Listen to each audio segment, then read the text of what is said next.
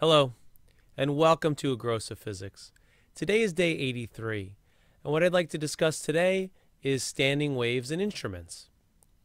Now, we have two different types of instruments we'll be dealing with, and some are stringed and some are wind instruments. Now, wind instruments use the speed of sound in order to determine the wavelength or the frequency. Now, each instrument has different fingering, which affects the length of the tube. So the fingering determines the wavelength of the sound. The temperature of the air traveling through the wind instrument will determine the speed, and we can figure out the frequency of the note depending upon those two terms. Remember, our equation for the speed of a wave is v equals f lambda. So if you know v and you know lambda, you can determine the frequency. Now, if you have a note that you want to play, you could actually determine the fingering that would be required by working in that direction. But wind instruments use the speed of sound in air in order to determine most of the characteristics of those instruments. Now, there's an equation that allows us to determine how fast the sound waves travel, and that is 331 plus 0.6 times T, and T is the temperature in degrees Celsius. On the other hand, we could have stringed instruments, and those are determined by the tension in the string. Now, most stringed instruments, like a guitar or a bass or a violin or viola, have ways that you can tighten each string individually. And as you tighten the string, you're going to change how fast the sound waves travel. Typically, the distance between the neck and the bridge will produce a certain note at each string. And if you play your finger or place your finger on the fretboard, you're going to change the length of the note that's being produced, and that will change the frequency. But at the very basic level, changing the tension is going to change the speed of the wave. And then the shape of the instrument itself will determine what the note is for each of the basic unfretted notes, unfretted strings. So the equation for that is V equals the square root of tension over the mass per unit length. Now, mass per unit length, typically if we divide a fraction by another fraction, that bottom term can come back over the top. But mass per unit length is determined by the string itself, so we keep those terms together. It's basically the mass of the string divided by the length of the string, and that's a single term. So we don't simplify the fraction that way. So the equation simplifies to radical force of tension over mass per unit length. Now that will change depending upon how much the tension is, and as I increase the tension, I'm going to increase the speed, and that's going to change the frequency. In fact, the speed and the frequency, knowing that the neck and the bridge of the guitar are set, are directly related. So stringed instruments will have the tension is the basic value, and it all depends upon the string itself. So thicker strings have different mass per unit lengths than thin strings. So there's two variables that matter. On wind instruments, it's really the speed of sound in air that's going to matter, and that's changes by temperature. If you take a wind instrument and you bring it outside and it's warm in the house and it's cold outside, you're going to have a situation where the instrument will be flat as soon as you walk out the door, because you've tuned the instrument based on room temperature of 20 degrees Celsius. So if you do 331 plus 0.6 times 20, you'll end up with 12. 331 plus 12 is 343. So at room temperature, speed of sound is 343. If you go out on a cold day, maybe it's close to 0, you might be traveling at 331. So that change in speed for the waves will change the frequency of the notes that you're produced. You could have the right fingering and the instrument's still flat. So you'd have to adjust for how the temperature is affecting your instrument. Now, of course, temperatures can affect stringed instruments as well, but it's a dramatic change instantaneously with wind instruments because the speed of sound is different at different temperatures. The different temperature may affect the the stringed instrument, but it may take a few minutes for it to change or flatten the sound, because it may take a few minutes for the cold to be absorbed into the guitar itself or the violin or what have you. Now, that being said, each instrument is going to have a base frequency that it produces, and that's, you know, whatever your fingering is on the fret or your fingering is on a woodwind instrument. But what can also be produced is overtones, and that's where you have octaves above the fundamental frequency. And you also have situations where you have what we call harmonics. So the fundamental frequency is that bass wave pattern where you have two nodes at the end and an antinode in the middle if it's a stringed instrument, or if it's a wind instrument, it could be compressions and rarefactions. So you could have rarefactions at the end and a compression in the middle if it's open at both ends, and you could even have a situation where you have a compression at one end and a rarefaction at the other end. We typically treat the wind instruments when we're visualizing it as transverse waves, so we'll draw the sinusoidal wave function, although it is truly a longitudinal or compression wave. But what will happen is if you blow harder into the instrument, you can produce a new wave pattern. Sometimes when you pluck a guitar string, you could actually produce overtones on that as well. Or you string, or you play the bow a little quicker on a violin, you can produce the same effect.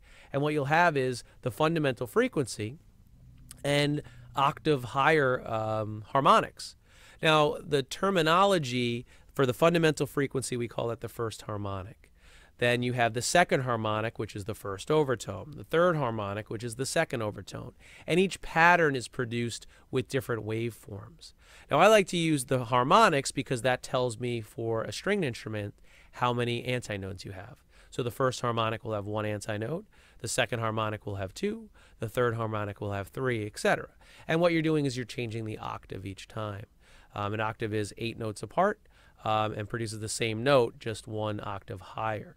So it could still be a C, but it's the C one full 8 notes away, so it's a higher C. If you think of a piano, each time the pattern resets, you're playing different octaves. So as you play your 8 notes, you go from C all the way back to C again. And if you know about music theory, you have the notes A, B, C, D, E, F, G, and then you repeat again after the G. So what you have are situations where even though everything could be the same in terms of your fingering or where you're putting your finger on the guitar fret, by playing harder, you could actually produce a higher pitched note within the same fingering. With a wind instrument, by blowing harder, you can produce a higher note. And in some cases, you have to do that because there's only a certain number of options when you're putting your fingers on the instrument. Tin whistle, for example, if you play with a light breath, you'll produce a certain set of notes, and then if you play with a harder breath, you can produce an octave higher and continue to play even more notes than you could originally. So with that, we have different types of instruments, string versus wind, and the stringed instruments are based on the tension, and the wind instruments are based on the speed of sound in air. Now, just to recap, you have stringed instruments, which your equation is for V. You take the square root of the tension over the mass per unit length of the string itself. On the other hand, if you have speed of sound, it would be 331 plus 0.6 t. If you have higher temperatures, the speed is going to be faster. Lower temperatures, the speed is going to be slower. 331 is when you have 0 degrees Celsius. Now, if you remember, sound waves are mechanical waves, so you need to have a material in which to travel through. So when you have different temperatures of air, it's actually having the particles in the air vibrate at different rates. So by vibrating differently, we're able to send the sound wave either slower or faster depending upon how much vibration we have. So at a high vibration, we're going to be able to send it faster than a low vibration. And that's because at lower temperatures, the air is vibrating less rapidly. So the sound waves in air, we have this general equation, but then the temperature will be the determining factor in how fast the sound waves are actually traveling. That can be used for any sound problem. If it's in a house, you're typically going to use room temperature, so that's 20 degrees Celsius. If you're outside, you'll need to know the temperature of the outside air.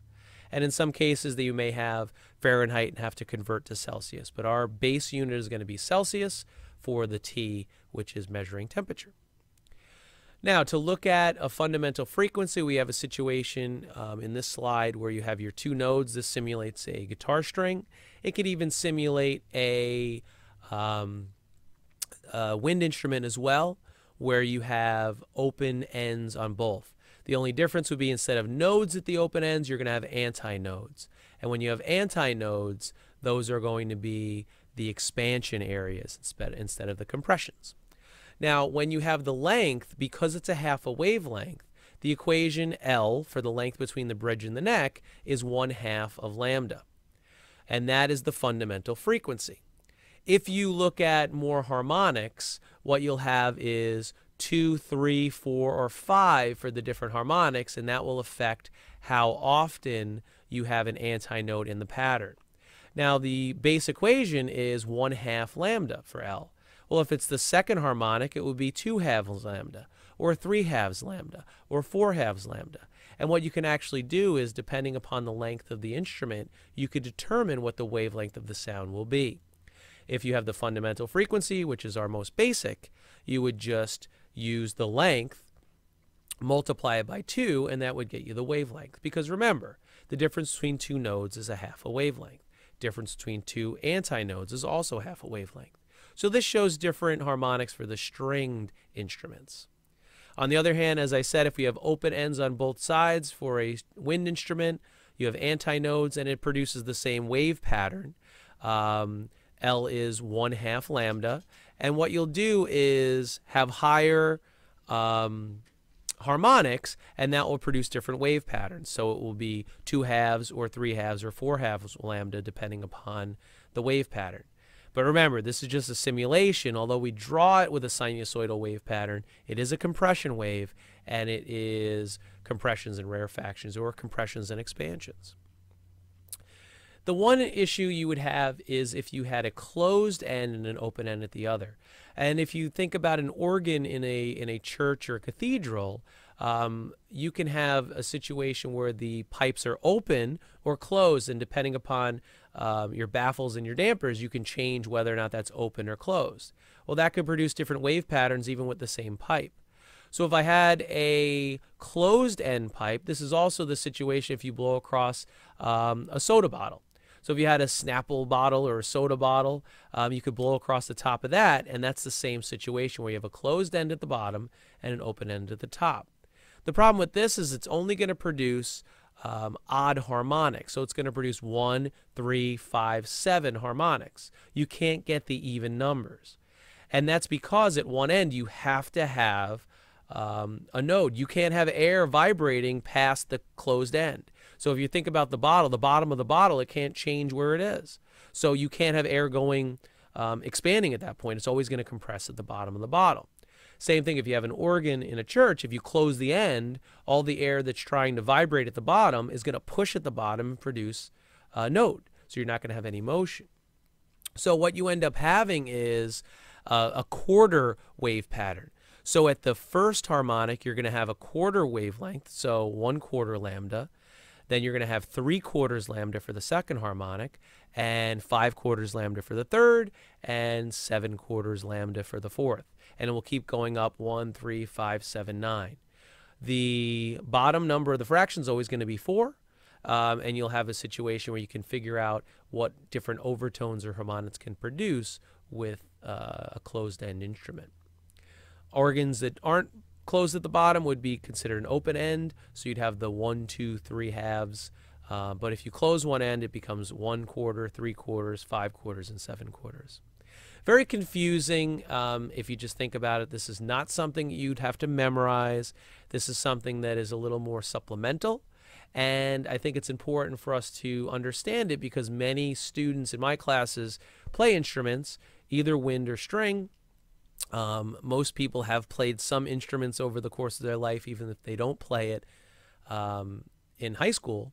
And I think it's vital for us to realize that there are differences in terms of the physics between the wind instruments and stringed instruments. Stringed instruments are tension-based, and wind instruments are speed of sound-based. What we will do is, since this was a long lesson, we're going to end for today, and then tomorrow's lesson I'll focus on doing some practice problems with this concept, and we'll see if we can calculate using real instruments different frequencies or different wavelengths or different variables that we look into. So let's call that all for today. Once again, I'm Mr. Predwicki, and this is A Gross of Physics, and I thank you.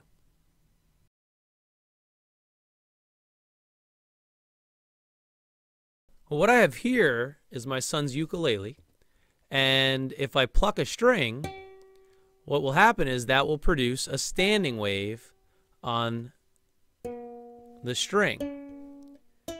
So whatever, and this is not in tune at all, but when I pull the string, it's producing a standing wave pattern. And what's happening is the neck and the bridge here are acting as nodes and the antinodes in the center. Now, what we can do is utilize that to discuss what happens with standing waves with different instruments. And a stringed instrument works like this. If we remember that half a wavelength exists between two nodes, and we have this pattern here, if we can measure the length between the neck and the bridge, then we could set up an equation. L equals 1/2 lambda. Now, if we were to produce overtones and the pattern changed, possibly looking like this, then what's going to happen is the length is actually going to be a complete wavelength. Now, I'm going to write it as 2/2 lambda. If we have the next pattern that can be produced, and that is not the best drawn standing wave, it should be symmetric, you'll end up having 1.5 waves, and I'm going to write it as 3/2 lambda. And at this point, you'll probably be able to see the pattern. You have 1/2, 2/2, 3/2. So all you have to remember is the number of antinodes is on the top and a 2 is on the bottom. Now this will allow us to determine what tension we need to set in order to produce the proper note. But the basic standing wave that's produced, because the length of the bridge and the neck is standard, is set by the instrument, will be able to determine the L just by measuring it, and then the wavelength that's produced is determined by the number of antinodes. And each one of these is going to be an overtone. Basically, it produces octave increments of notes. This would be the fundamental frequency, and these would be overtones from there. First overtone, second overtone. All right, so that's how a wind instrument works. Now, with that, we'd know the wavelength. We could use V equals F lambda. If we have the proper frequency that we need to know what note to tune the instrument to. And then in order to work with the velocity, we have an equation, V equals the square root of the tension over the mass per unit length of the string. So this pattern, our original wave equation, V equals F lambda, and V equals radical T over mass per unit length, and that's for the string, that could allow us to figure out any variable that we want with a stringed instrument. So this is mainly for string instruments. Now let's discuss how wind instruments work. Well, this doesn't look like much of an instrument, but it's actually a flute that I made out of a straw. And what I did is I took the straw and I cut a V-shaped pattern out of the end. And that's going to produce a little reed. And what I can do is play it like I would any kind of reeded instrument.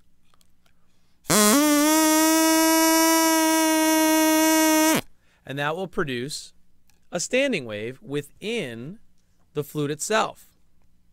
Now what's happening, because this is open at both ends, it's producing a compression wave. It's a sound wave, so it's a longitudinal wave. But instead of being able to draw the compression of the air and the expansion of the air, I'm going to simulate it by using a transverse drawing. I'm going to draw it like it's a transverse wave. And what happens is, this is the pattern that's produced. At the ends, because it's open, you have antinodes. In the center is where all the compression occurs, so you have a node. So it's all compressed in that center. Now, if I know the length of the instrument, if I trace this from here to the bottom, that's still going to produce half a wavelength. So L is 1/2 of a wavelength. Now what I can do is if I were to produce an overtone with this, and that was hard enough to produce as it is, so an overtone would probably give me a stroke, so I'm not going to do that.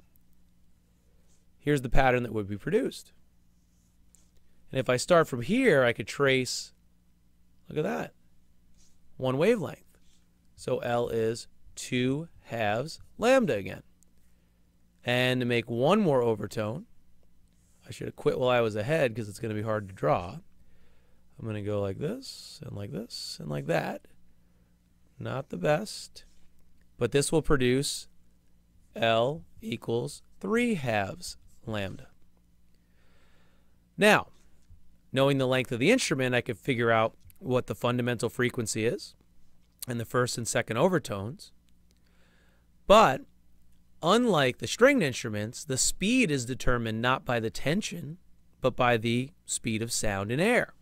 So my equation is going to be 331 plus 0.6 T, and T is for temperature in degrees Celsius. So I'm going to be able to find the speed knowing the temperature of the air, and then I could find the frequency of the note using V equals F lambda. Now that's how an open-ended wind instrument works. It has to be open on both ends. And that way we have antinodes at the ends and a compression area in the center. And that's how a wind instrument works. Now another type of wind instrument that we could deal with is one where you have an open end and a closed end, such as a jug. And I could produce a note with this jug I have here by blowing across the top of the jug. And I produce a standing wave pattern within the jug itself. Now, because sound is a compression wave, the sound particles are going to compress and expand within the jug, but at the bottom, you have to have a node. There has to be compression at the bottom. Now, of course, if I put liquid in there, I have water in this about halfway, so it produces a higher note. What will happen is the compression will occur at that water level. So if I have the water level here, the compression would occur here. Now either way, what's going to happen is we're going to produce a pattern that looks like this if I draw it in terms of a transverse wave, just to view it. Now this is the top of the crest, and this here is neutral position. If I look at this in terms of wavelengths, that's only going to be 1/4 of a wavelength. So the length, and in this case would be the height of the column of air that's in there, so from here to here, is going to be 1/4 of the wavelength. Now we can produce overtones as well with this type of instrument. The next one would look something like this. And of course I'm drawing it vertically because the jug stands up vertically. Now of course this isn't the best drawing.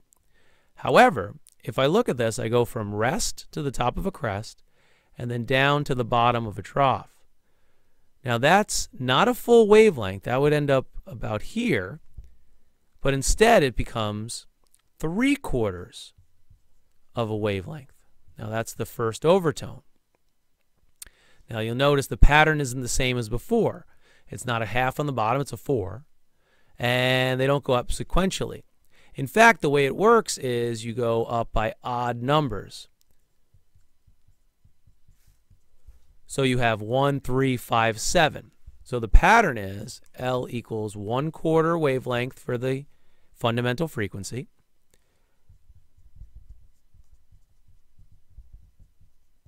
And then it's 3/4, 5/4, and then 7/4, etc. So the first overtone, second overtone, third overtone will be produced with that pattern. Now once again, since we're dealing with sound, in order to know the speed, you would do 331 plus 0.6 T, T being the temperature, and then you can use V equals F lambda to figure out the frequency.